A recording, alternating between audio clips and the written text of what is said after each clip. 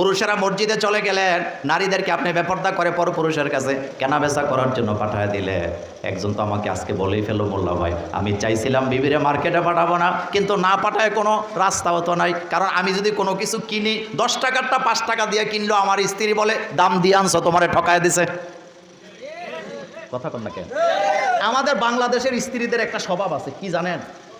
আপনি যত বড় নেতা হন, আপনি যদি 1000 টাকার মালটা আপনি 800 টাকা দিয়ে আনেন, এরপর আপনার বউ কইব আপনার থেকে দাম রাখছে, আপনারা সহজ সরল পাইছে, আপনারা ঠকায় দিছে। বলে কি বলে না? আপনারা বোধহয় বলে না, বলে কি না?